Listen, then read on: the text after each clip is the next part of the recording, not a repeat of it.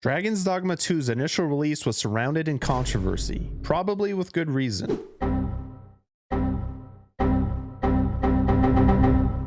If you can overlook those glaring disappointments, what Dragon's Dogma 2 has to offer appears to be a game that a lot of us fantasy RPG fans have been waiting for. With an immersive open world that offers well-crafted and challenging boss fights, several unique vocations to learn and master, a customizable team of pawns with unique skills and characteristics, and dangerous environments that make you think twice before entering a fight without resting and restocking on equipment. It had appeared that Capcom created a potential game of the year. With a cult following of the first installments to the series, I figured that Dragon's Dogma 2 was an easy pickup and could be a fantasy RPG that I hold near and dear like other fantasy titles like Skyrim and The Witcher 3. However, what I encountered was a game that did not quite live up to the hype. For me, it wasn't the microtransactions, it wasn't even the fact that the game was locked at 30 FPS. It was things that could only be discovered in the pursuit of Dragon's Dogma 2's Platinum Trophy. With 55 overall trophies, Dragon's Dogma 2's Platinum is fairly uncomplicated. You have the classic formula of quest-related trophies, combat-related trophies, a long list of objective and exploration-based trophies, a small handful of collectibles, and obtaining a secret ending that immerses you into probably the most entertaining part of Dragon's Dogma 2, the end game.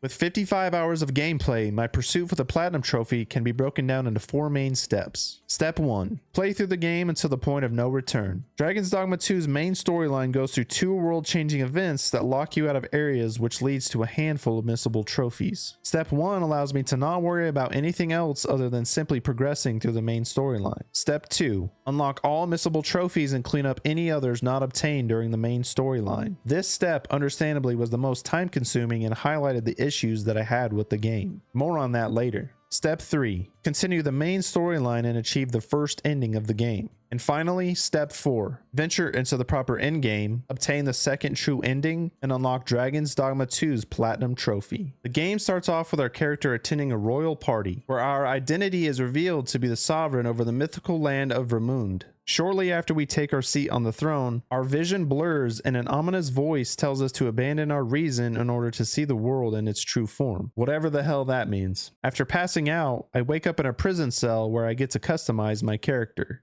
Damn, that boy big. Yeah, we're going with the huge dude. Guys, what's my chin look like, huh? What's my chin look like? I'm like this dude right here. For sure. We're 190. Can I get that in American, please? Upper body mass. Give me the mass, bro. Hips don't lie. Hips don't lie. I got a big head, can't lie. Not that big. Holy. Need wider shoulders for sure, dude. Oh, God, yeah. Oh, yeah. Rear size. Okay, here we go, boys. This is where the money's made. What the? That's as big as you can make it. We got a real Chad look going on here, and I love it. And let's be honest, I kind of have a fat neck. I'm good with it. I'm good with it. How do I get out of here? After making the most dashingly handsome fellow in all of Vermund, I need to choose my starting vocation. You already know I go with my usual choice of heavy close quarter combat and pick the fighter vocation. The name is Cap God. Having a bad case of amnesia and being mistaken for a pawn, I am enslaved to work within the excavation site of a mine. After a short time, a commotion draws us into a fight with a Medusa, which was not glitchy at all. Let's do our thing, boy. And look at all that health on this thing, dude. How do I climb onto this thing, dude? Oh, shit. Look at us. Oh, this is a glitchy mess. Look at me climbing this thing now. Yeah, get stabbed, baby. That cannot be useful. There ain't no way. Get impaled, boy. Yeah. Okay, I want to behead her. Come on, man. After Medusa flees, a mysterious figure appears and tells us that we have fallen victim to a curse and that we need to fulfill our destiny as the Arisen and retake the throne. After he possesses Homeboy to help me out, we make our escape. Who's this guy? Jump? Oh shit, boys. Oh shit. Oh, we would have definitely died. That was a horrible jump. Oh shit.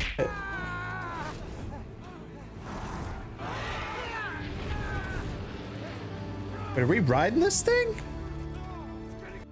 Thanks, ghost guy. Thanks, creepy cloak guy.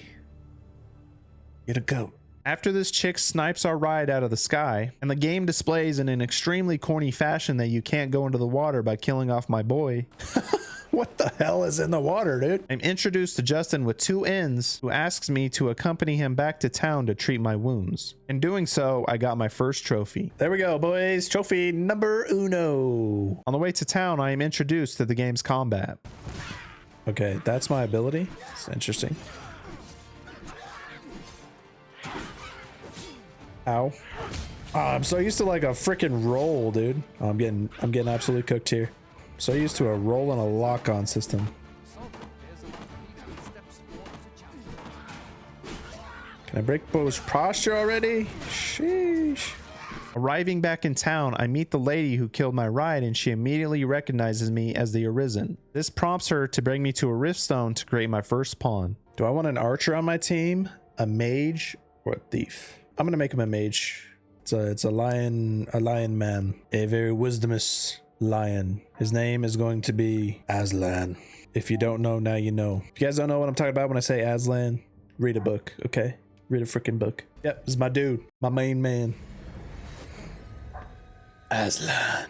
Little did I know that this guy is going to be my kryptonite throughout this playthrough.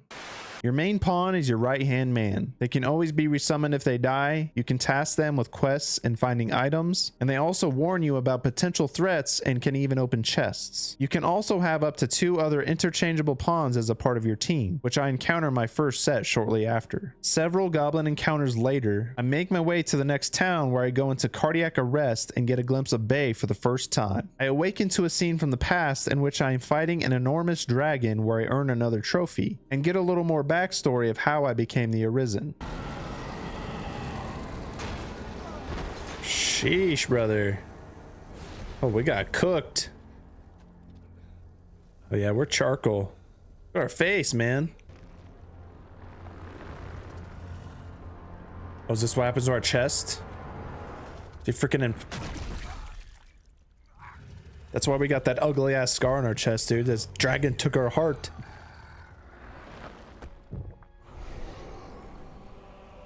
Dragon 8 just freaking munched on our heart, dude.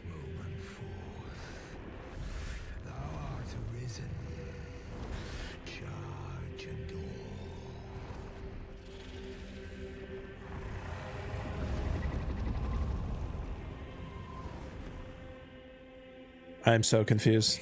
After Bay nurses me back to health overnight, soldiers arrive after hearing that I am the Arisen to take me back to the capital. On the way, I encounter my first real monster fight with a Cyclops. Oh, it's a Cyclops. Yeah, I'm gonna climb this some for sure, dude. Let me climb. Let me on. Let me on. Why can't I climb him? Oh, there we go. Oh, he just oh, that's not good. Oh, I'm on his ass. I'm gonna stab his ass. Let's go. Stab his ass. Oh yeah, boys. Big damage. Big damage. Stab the dome. Let's go. Oh. Oh, he's got 2 health bars. Oh, he flung me off.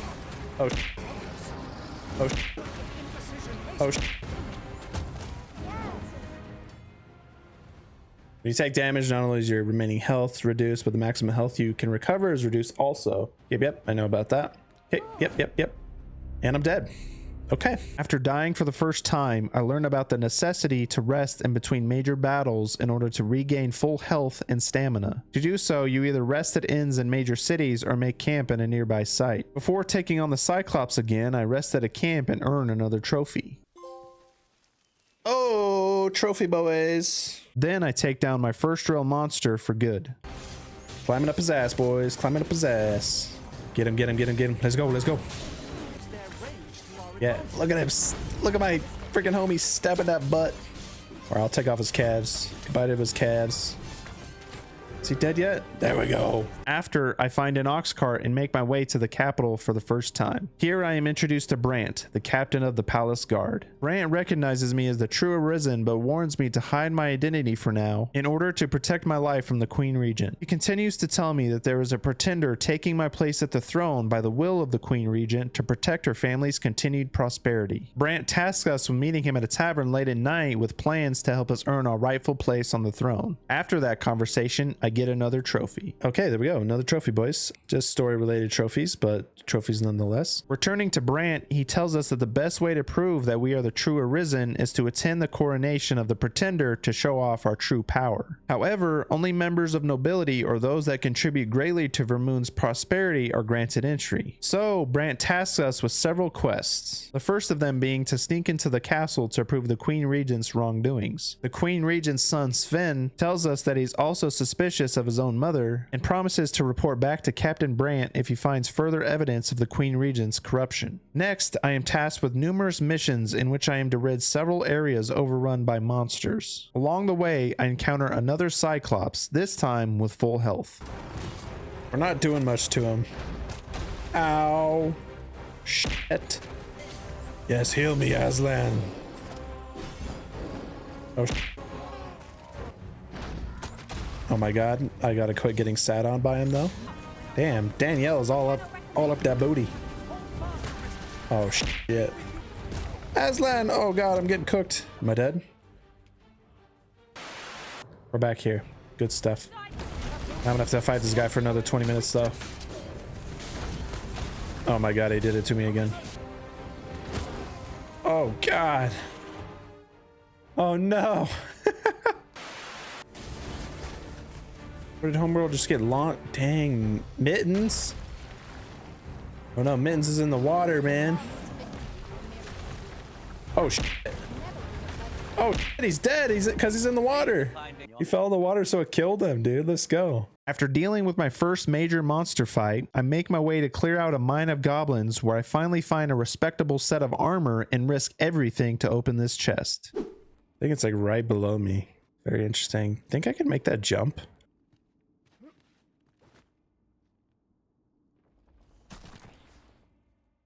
Can you guys move? I need to jump right there. Okay, come here.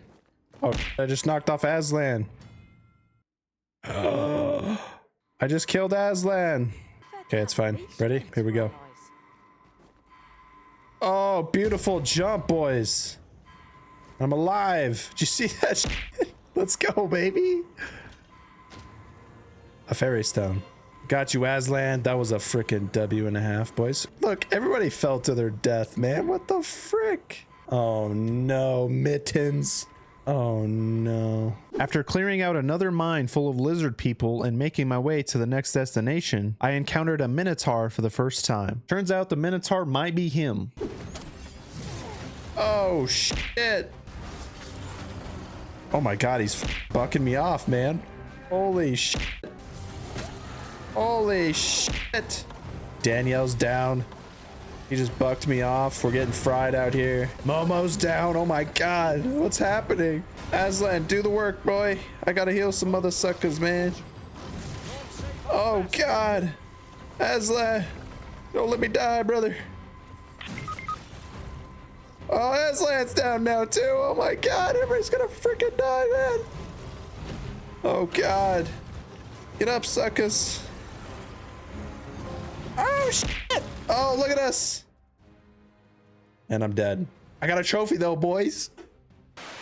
After my whole squad got humbled and I earned another trophy, I decided to sneak past the Minotaur for now and make my way to the next destination. The thing about this game is that there is never an easy way to go about doing things. If you want to travel anywhere other than sites that have port crystals, you have to either travel by foot, encountering goblin fight after goblin fight, or take an ox cart to a nearby town, if it's available. Then, if you want to fast travel by port crystal, you are required to have fairy stones in your inventory, which early on is a pretty rare item. So anytime I have a simple quest that is a long distance away, the time to get to that quest and complete it is multiplied due to simply running and fighting the same enemies over and over again. I can understand the devs wanting to make the game's world seem larger and more dangerous because of the need to travel long distances, but I can think of other games like Red Dead Redemption 2 that have achieved this without dragging down the gameplay. Anyways, because I wanted to get back to the capital in a timely manner, I used the fairy stone for the first time and earned trophy number 6. Needing to set up a home base within the capital, I purchased my first home and earned another trophy. Can I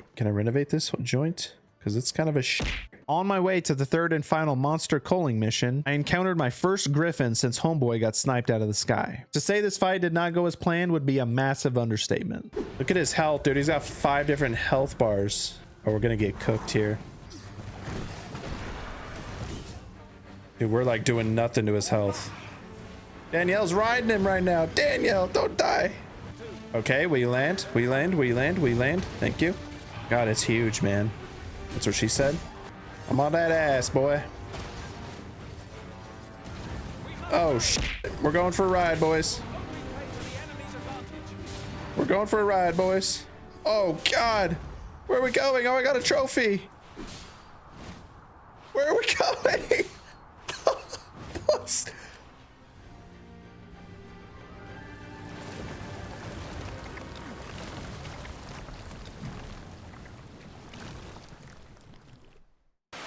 Continuing with the main storyline, I traveled to the nameless village to learn more about the origins of the false arisen. Finding a clan of thieves tucked away deep in a mine, I find a man named Srail who tells us that the false arisen's real name is Dara, a normal man who was exiled from their clan. Srail then gives us a bill of arrest for Dara, which would further prove he is an imposter. He also gives us the Pilferer's Handbook, one of the 12 Meister's teachings that are required for the Platinum Trophy. Meister's teachings are essentially the main skills of each of the vocations in the game. In order to gain these skills, you have to complete relevant quests for the Meisters. I will be obtaining the rest of these teachings later on. Deciding against traveling by foot across the map yet again, I board an ox cart to travel to my next quest, earning another trophy. Arriving back in Melv, I encounter my first fight with a dragon. Oh no. I have not tried to fight a dragon yet. This is gonna be interesting. Yeah. First is frickin' boils. Alright, let's climb this fricker, man. Let's climb him. Oh God, we're going for a flight.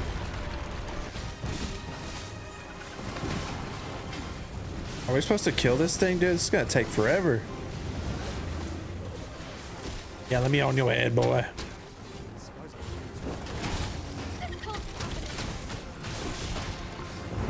Oh shit. Oh God, don't get cooked. Oh God. Don't die, no. Oh, he popped one of his freaking boils. Is he flying away? Scared of the massive damage I was dealing, the dragon flies away. Back in the capital, I go to the vocation guild where I change my vocation to a mystic spear hand to get 2 trophies out of the way. There's one. There's 2, baby. On my way to the next destination, I get humbled by the Minotaur yet again. No, sir. The Minotaur absolutely wrecked my squad last time. Come on, boys. No. Come on.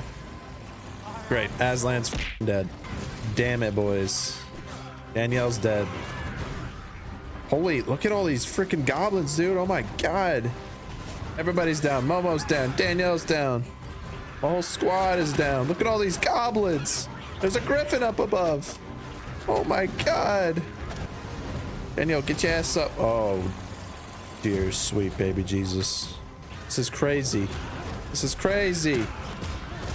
This is crazy. Oh my God. No, just take me another route. Next on the long list of trophies, I obtained one of the funniest trophies yet, walking across a Cyclops bridge. I didn't truly understand this trophy until I accidentally tipped one over close to a cliff. The rest fell into place. Perfect. Yeah. Fall. No, I'm out of stamina. I'm out of stamina. I'm out of stamina. Get up. My God, dude. I thought that wasn't gonna happen. All right, we got it, boys. Okay. RIP to that dude. Back on course with the main story, Captain Brant tasks us with obtaining formal attire to attend a masquerade, one in which the false sovereign is supposed to attend. Before attending the masquerade, I venture off course to obtain another missable trophy, entering a brothel. I did this solely with the intent to obtain the trophy. I promise. No doubt you're dazzled by my charms. Pay for services 20 G's? I don't think so. I reckon not. Also along the way to the masquerade, I make a stop into the morgue to revive a pawn using a wake stone, which gives me 2 more trophies. Making our way downtown, walking fast, faces past and I'm homebound. Making our way through the crowd. If I could fall into the sky, do you think time would pass me by?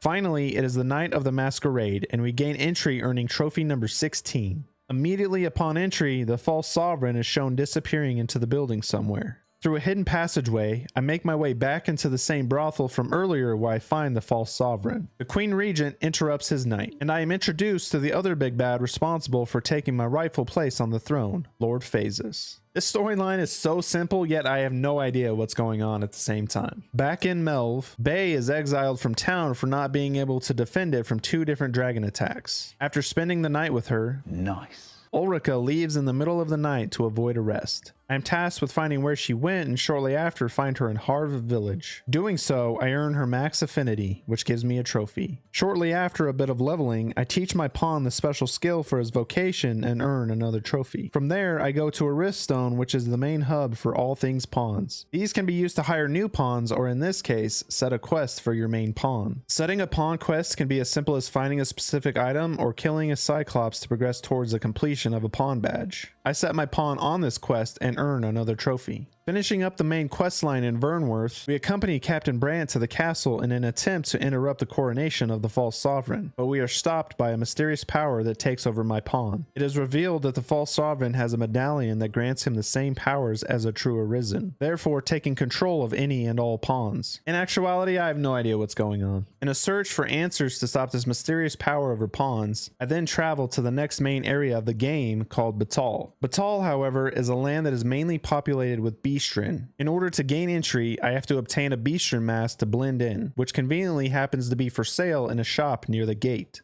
Okay, we should get a trophy here. Nice, dude. Batal offers a nice change of scenery with a desert-style landscape that you would think would be home to different types of enemies. Nope, just more goblins. Joking aside, Batal does introduce some new threats with more frequent monster encounters. Oh, we're fighting skeletons now. Oh, shit. My boy Quick's down. Oh, God. Brother. Oh, God. Get me out of here. Aslan. Sheesh, bud. What the hell are we fighting? I don't see nothing. Something big. Oh, shit. It's a freaking rock troll. Take that. Oh, God, I'm not doing anything. We have to hit like his weak points or something? Oh, no. Yeah, we gotta hit those weak points, boys. Quick, my boy. It massacred my boy. Oh, God, I'm getting stabbed by a lizard. Oh, what the hell are those? Are those zombies? Get up quick. Oh, shit. Oh, shit. We got a freaking griffin, boys. Yeah, grabbed onto its freaking neck. I'm not ready to go for another ride. I'm not ready. Oh, God. He's taking me anyways. I'm dead. I'm dead.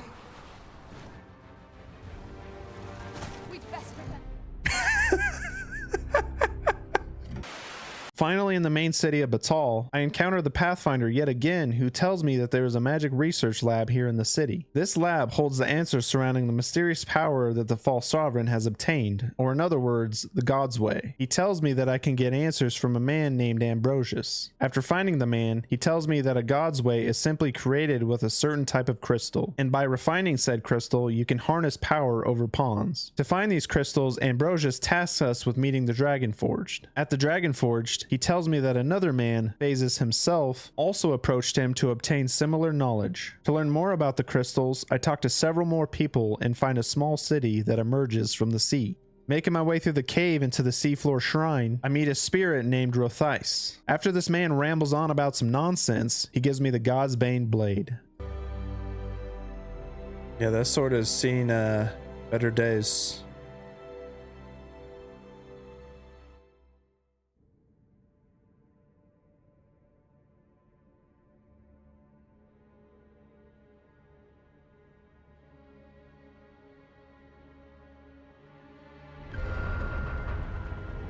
What the This now leads me to the point of the game that is referred to as the point of no return. You heard that correctly. At this point, I've already progressed through basically 90% of the main storyline. Am I already to the point of no return?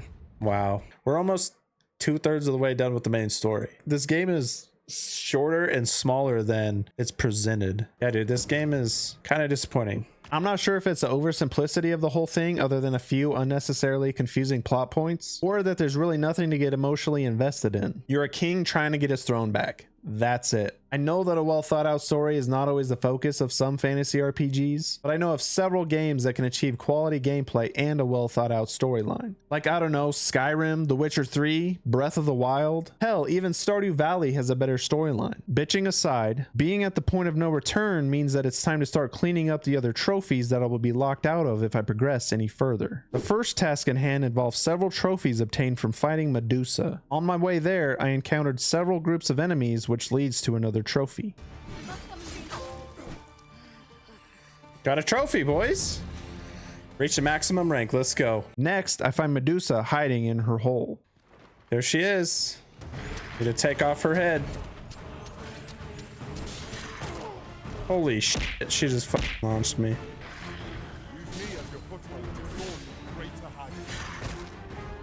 Damn, dude. This ain't no easy task, bruh.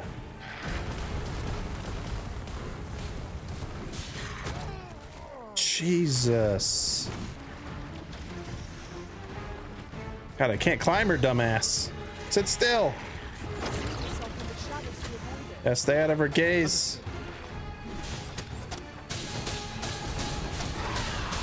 Beautiful hits, boys. Beautiful hits. Beautiful hits, boys. Then she flicked me like a booger. Get on that head, quick. Yeah, quick. Oh, she's like climbing up this pillar. Oh, I'm scared. Oh, we got her. We got her. I'll be back from Medusa later for 2 more trophies. Next up, I got a trophy for discovering and boarding an ox cart that was operating in the middle of the night, illegally transporting pawns into the slave trade. I tried to give them my boy Aslan, but they wouldn't take him. Yeah, let's go, boys. Got the trophy. Upon delivery with the other pawns, I get absolutely cooked by some soldiers guarding the gate. You're not a pawn. Uh-oh. We've an intruder in our midst. To arms! Let me put my back on. All right, let's go. I will protect you. Oh, shit. Oh, shit. Oh, God. These guys are mean. All right. Coming in with 1-2. Yeah, yeah, yeah, yeah, yeah, yeah. Would you like that 10-piece combo right there, boy? Okay, okay, okay, okay, okay, okay, okay, okay. Guys, the pawns are worthless. I'm getting shanked in the back. Leave me alone. I can't run away. I have no stamina. That's another major complaint of this game, is the stamina is trash. I'm getting cooked. Oh, I'm dead. I am dead. I'm dead, man.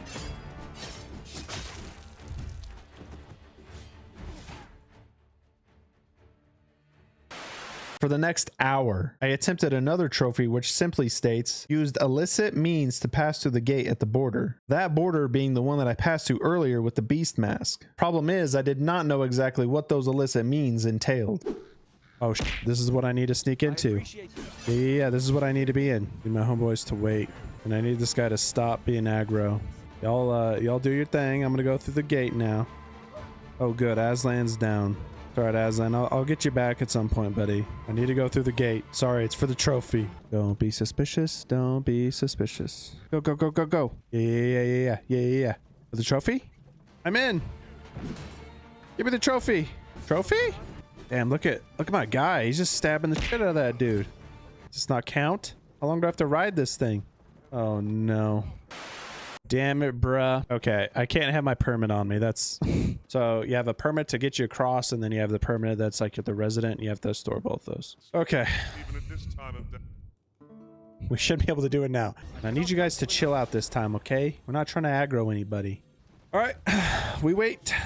I still see shadows in my room. Can't take back the love that I gave you. It's to the point where I love and I hate you, and I cannot change you, so I must replace you. Whoa, easier said than done. I thought you were the one listening to my heart instead of my head, but you found a better one. I won't let you forget me. Banger. Yeah, let's go, baby. Yeah. Next order of business was to clean up the rest of the vocation trophies, which included changing my vocation to a trickster, a magic archer, and a warfarer, while also unlocking all of their special abilities. To finish off the day, I made my way south of Bokbatal and reached a large cavern that connects the lower region of the map called Drabnir's Grotto, which happens to give me another trophy. Oh. I never would have expected to find a cave in a place like this. All right, I'm satisfied. I got my trophy. We can come back to that place. The next day, I loaded into the game, finding that one of my community members had gifted my pawn a set of blades for the thief class that were absolutely OP. That's a GG, my friend. Oh my god. Oh my god. That is a rip, brother. I don't believe it. You're a bloody All right, menace, those you knives are nutty. Go on. Melting my way through enemies and monsters with my new set of blades, I made my way back to Medusa to finish off her 2 other trophies. The trophies consist of beheading Medusa yet again, but you have to do it quickly and efficiently so that she still maintains a good bit of health when you behead her. This leads to obtaining a preserved Medusa head. That's a freaking W, boys. All right. Trophy. That's beautiful. You then save the head and store it before returning several days later to her cave to use that same head to petrify another Medusa. We're having a freaking petrify off. Got her, baby! W trophy. W trophy. How do I quit doing it? Let's go, baby! W trophy. After another long ass run across the map and running out of stamina every 5 seconds, I made my way to Dragon's Breath Tower, earning another trophy. Here, I take on my first real dragon fight in its entirety. Let's get him. Okay, I'm doing decent damage, doing decent damage. Okay, we burst one of his bubbles. One of his pus bubbles. Hey, homeboy, I brought you along on my quest. Why don't you help out?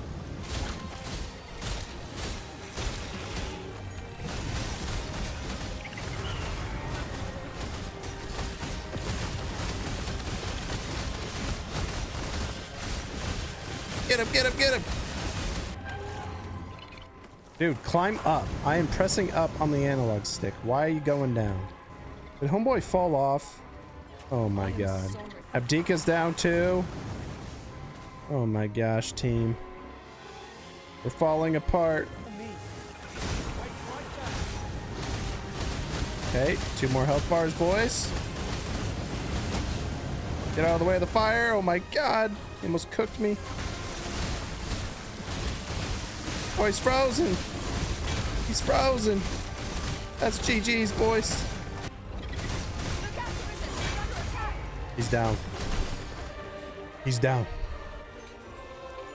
GG's, boys. Progressing more across the map, I return to Dravnir's grotto to clear it out and make my way to the other side, which happens to bring me back to where it all began and earn trophy number 33. This leads me to one of the more interesting side quests in the game, where I take a dwarf who has some serious back problems, don't we all, to a nearby hot springs for its healing powers. Problem is, bro complains about his back every step of the way, so it took a hot minute.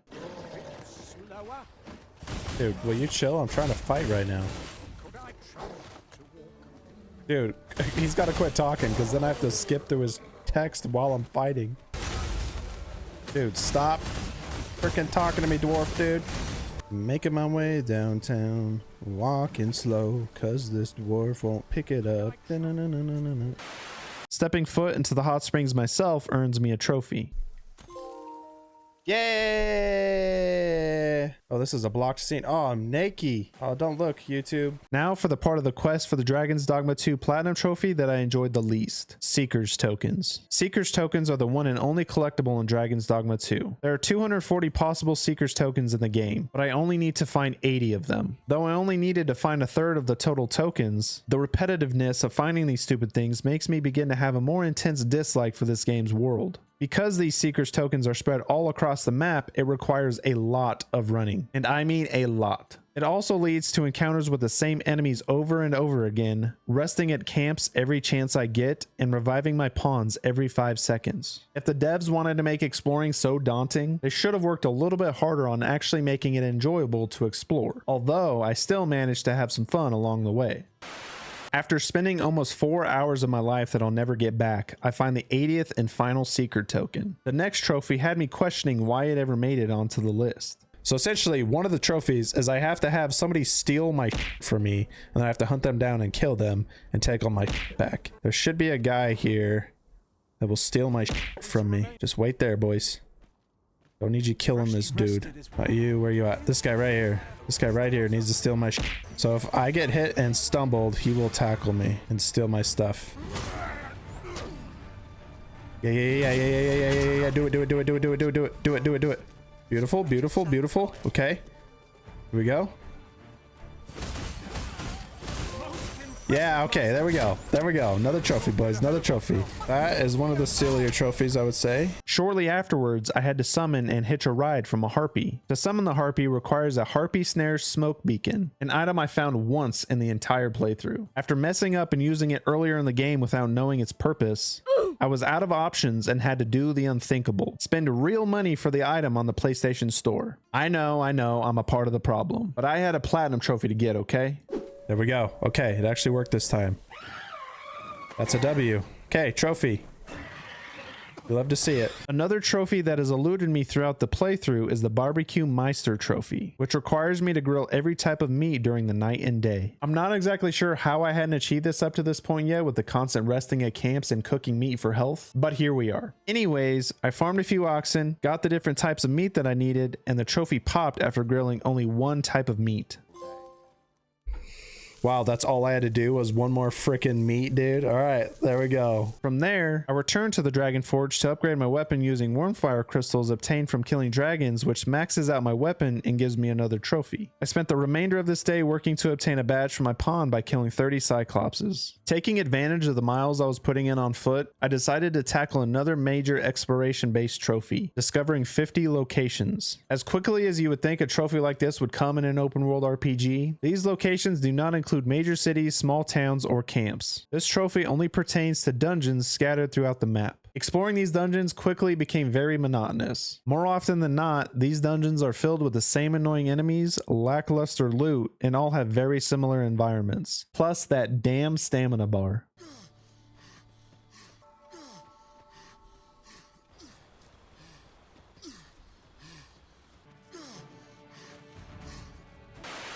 Okay, cool. This should be it. Yeah, trophy. Okay, cool. One trophy down. We can go back, rest at the end, and then it's riddle time. As we've seen, Dragon's Dogma 2 is filled with several mythical creatures, from goblins, dragons, and giant lizards to cyclopses and this weird goat lion looking thing. These are creatures you encounter regularly throughout the game. There are also some rare mythical creatures such as Medusa and the Headless Horseman. This next side quest pits me against a creature that definitely oversteps the line of family friendly, the goddess of riddles herself, the Sphinx. Her intro immediately gives me flashbacks to that one infamous Dark Souls meme. Yeah, that one. Nestled atop the mountaintop shrine, the Sphinx poses the player with 10 riddles, each varying in difficulty and time to complete. Once a riddle is complete, you earn some sort of reward as well as unlock the next riddle. Passing all 10 riddles would not only reward me with a trophy, but the item received for completing all 10 sets me up for another major trophy later on. The problem is, if I mess up just one riddle, it locks me out of completing any others, which would lock me out of obtaining the platinum trophy this playthrough, and I'm not sure I have the mental capacity for another. With the stakes high, I asked the Sphinx for the first riddle. This first riddle was pretty easy, only having to venture into this cave nearby and returning the item the Sphinx requested. Indeed, this is what I sought. Your eyes Okay, see truth. Scary. No greater worth She's kind of hot though. than that found in She might be the mommy of the game. The following riddle, the Sphinx requests me to bring forth my most beloved, or in other words, Bay. This is the point in which port crystals and fairy stones really come in handy. By placing a port crystal, I set up a temporary fast travel point to quickly return to the Sphinx, which is important as some of these riddles are timed. So, I use a fairy stone to travel to Harp Village, find Bay, pick her up, and fast travel back to the Sphinx, passing riddle number 2. The following riddles included finding the Sphinx parents, or simply a pawn named Sphinx Parent, giving the Sphinx my most prized possession, and returning to the place that I found my first Seeker's token. Each time you submit a riddle, there's this tense moment that the Sphinx tries to psych you out. Gets me every time. The Sphinx then flies to another shrine in which finding her is the solution to the next riddle. Luckily, I stumbled upon the shrine earlier in the playthrough, so I already knew exactly where to go. The next 2 riddles were fairly straightforward. First, placing a statue at the altar for every riddle I have solved so far, to then yeeting a warrior spawned by the Sphinx off the side of a cliff. The next 2 riddles were a little more complicated, and I have no shame in admitting to using help from PlayStationTrophies.org, because I was not doing another playthrough. For the first of the final 2 riddles, the Sphinx shows me a man and requests that I bring him to her. The problem is, this guy is a twin. If a player were to go in blind, you could easily find one of the 2 and just assume that you have the right guy, not knowing that there is another with only slightly different features. The next problem is finding the guy. The Sphinx gives no indication of where to look, which could lead to hours of scouring the map. With the help of the guide, I find the twins are in Checkpoint Rest Town, and I just have to be sure that I grab the right one.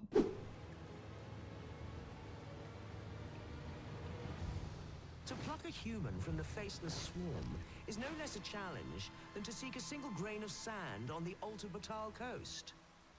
Yet pluck you have. And Yes. for that, I She was congratulate making me nervous there. For the next and final riddle, the Sphinx gives me an extremely fragile pot that I must deliver to a man halfway across the map. If I drop the pot or get hit in doing so, the pot breaks and I fail the riddle. Outsmarting the system, I travel to the town without the pot, grab the man, teleport back to the Sphinx, and bring the man to the pot instead. Doing so, I pass the final riddle and earn the trophy. It does not end here, however, because now I need to kill the Sphinx to unlock the final chest that contains the Eternal Wakestone, which I will need for a trophy later on. To kill the Sphinx requires you to do massive damage in a short amount of time, or the Sphinx simply gets bored and flies away. To ensure that I kill the Sphinx quickly enough requires me to use this. Unmaking arrows are guaranteed one-shot kills on any creature in the game. The problem is there are only 2 available in the entire game. One obtained from the Dragon Forged in exchange for Worm Life crystals, and another from a Sphinx riddle I solved earlier. Shortly after completing the riddles, I make my attempt. Whew, okay, we got her. Nice, dude. Give me that freaking thing. Because I need this thing right here. With the final missable trophies out of the way, I cleaned up the rest of the trophies I needed before I could finish the main storyline. This included earning the affections of 50 people, witnessing a brawl break out in my home, and killing the Headless Horseman. For the final trophy before returning to the main story, I needed to use the Eternal Wakestone that I got for killing the Sphinx. The Eternal Wakestone works like a normal Wakestone, essentially reviving the dead back to life, but it can work for anyone in the immediate area. For this trophy, I simply caused a little ruckus that led to several casualties and then used the Eternal Wakestone to revive them all, leading to the trophy. Finally back on track with the main storyline, I return to Ambrosius with the God's Bane blade that he repairs using worm life crystals obtained from killing dragons. This effectively turns the blade into a key for this gateway. Following Phasis and passing through the gateway, we see the giant that was awakened earlier in the game emerging from the sea. Heading for a nearby village, I have a short time to cut off the giant and kill him before he can destroy it. Using the final unmaking arrow that I got from the Dragon Forged, I let it rip. Okay, here we go. Pull out our one-shot arrow. There's only 2 in the whole freaking game, so if I miss right here, that really freaking sucks.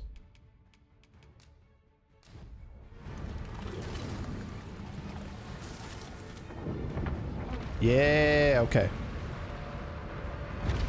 Okay, should be okay. Should be good. Don't think we have to do anything else with him now. We'll just let him do his little walkie walk and we should be okay. Dude's jacked though. Look at those shoulders. Look at those delts, man. Even though I effectively one-shotted him with the unmaking arrow, the giant must be on a predetermined path because he kept walking before he finally went down and the trophy popped. Okay, you're supposed to stop now. Okay, there we go. Oh my god. All right, trophy. There we go.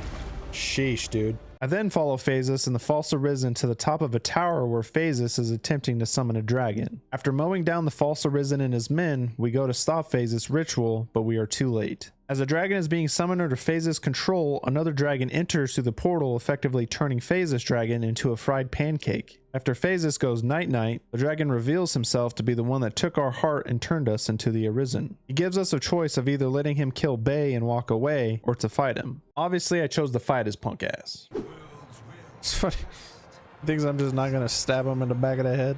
Okay, maybe it's just because I haven't messed with the main quest line for however many streams now, but this quest line is just so underwhelming.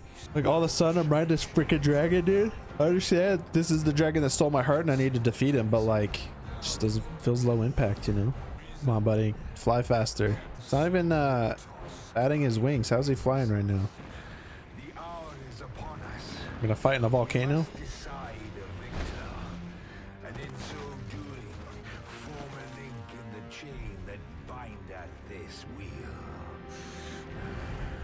Okay, here we go. I want my team, man. Oh, I do get my team. There we go. What's up, guys? Welcome. Let's beat his ass. You heard? They really don't do that much damage on the old chest. Oh shit, I'm in his hand. Aslan, how are you almost dead, bro? Expose your heart. Oh shit, me and Gandalf are going for a ride. Hold on tight, Gandalf. Okay, is bro gonna land? What are we doing here? Bro gonna land? What are we doing here? Okay, 1 health bar down. Just hanging out on his neck. Is his heart freaking exposed yet? There we go. Good hits. And he's dead. Just like that. Super underwhelming, like boss fight. I don't know, man. I don't know how to feel. Damn, he molded quickly. That is some quick onset mold right there. And that's it. The credits roll. No explanation for why killing the dragon means we get the throne back. We didn't really get a good reason of why there was a fake guy in the first place. Okay, and then we're just gonna go sit on the throne, and that's an ending right there. And I don't think this has replayability for me. I'm not gonna look back and say, damn, I want to go play Dragon's Dogma 2 again, you know? What kind of king sits like that, you know? If I'm a king, I'm sitting back, I'm throwing one leg over the other, you know? That's laid back. That's not how a king sits. And like, yeah, you did have to do all that. There we go. Ending number 1. Peace. Trophy, baby. After effectively earning the first ending, it's time to load back into the game and enter the proper end game. Speaking to the Pathfinder during the end credits reveals an alternate ending, one in which we return to the back of the dragon and stab ourselves in the heart with the God's Bane blade, which unleashes the unmoored world. Unmoored world. Unmoored world. Unmoored world.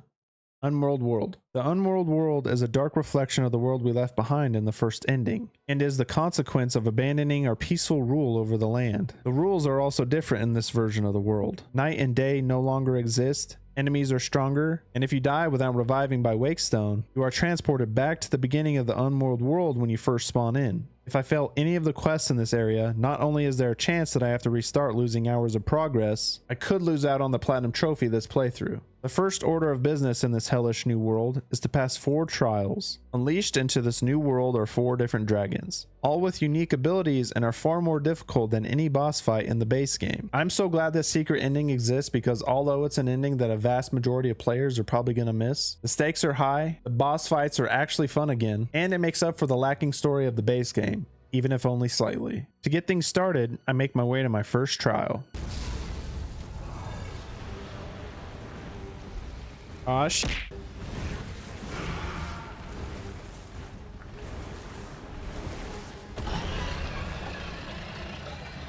A unicorn dragon. Here we go. Why isn't he taking any damage? I don't really understand what your weak points are. Why am I taking damage? Can I not be on him? Can I get on his back and not be hurt? Yeah, there's some spots on his back, it looks like. Guys. Does this fucking dragon just make it rain? Yeah. Yeah, that's it. Get on his back, Fang. Yeah, there we go. Got a weak spine, that's what it is.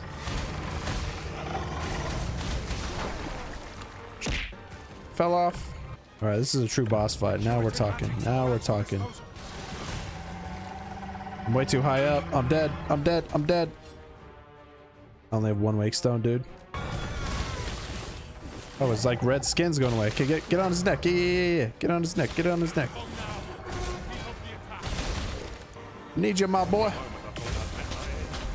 Holy shit, I just got out of there in time. They're getting cooked. My squad. Guys, get the hell out of there. I'm on his nose. There we go. Let me cook, baby.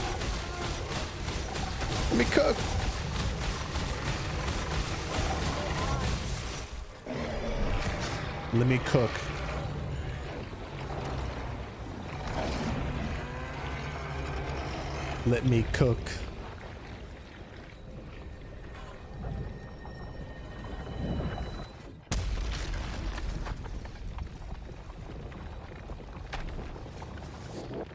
Okay, 1 trial down.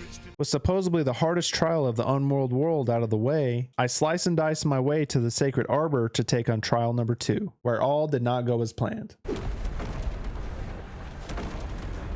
My God, he's going off. Oh, he's down.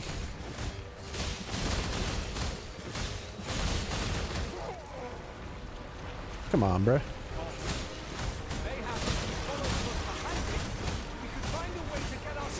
Can't see anything. Oh my God. Sit still. Get on that neck.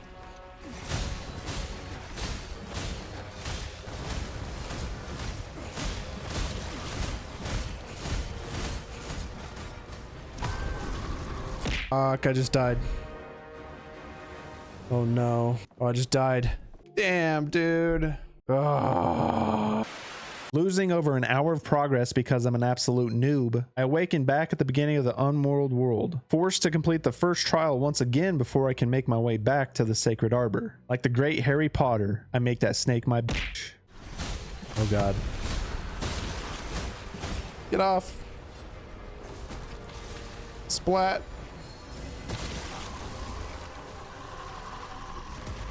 Good hits, Fang. Good hits, Fang. Let's get him. Let me cook.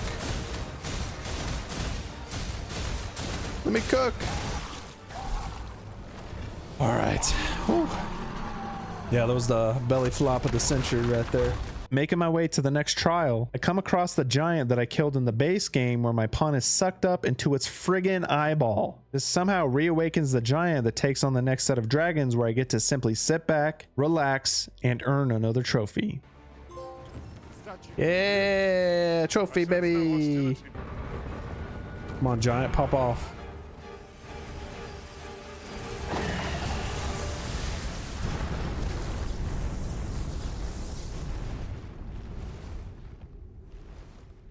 Oh, he's angry. Oh!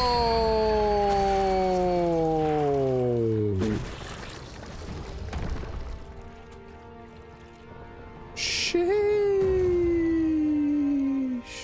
This past like hour has been better than the whole game, probably. Can't really tell what's going on, but I think he's popping off. We're just watching this giant beat the shit out of a dragon force.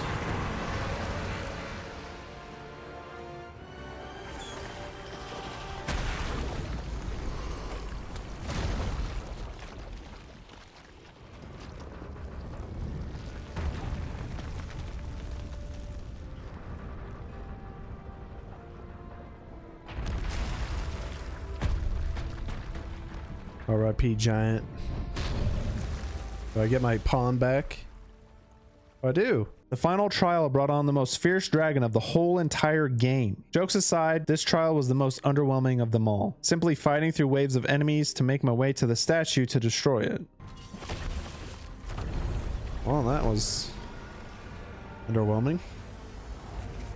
Should get a trophy here?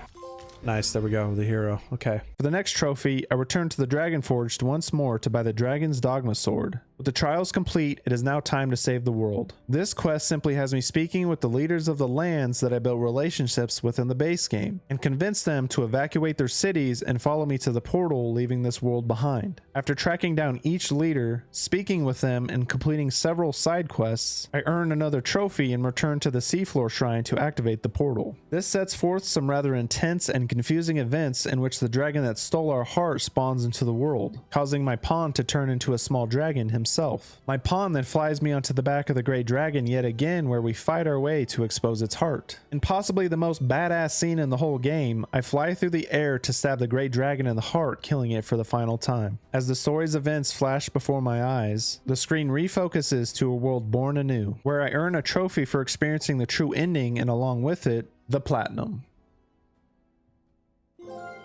Yeah,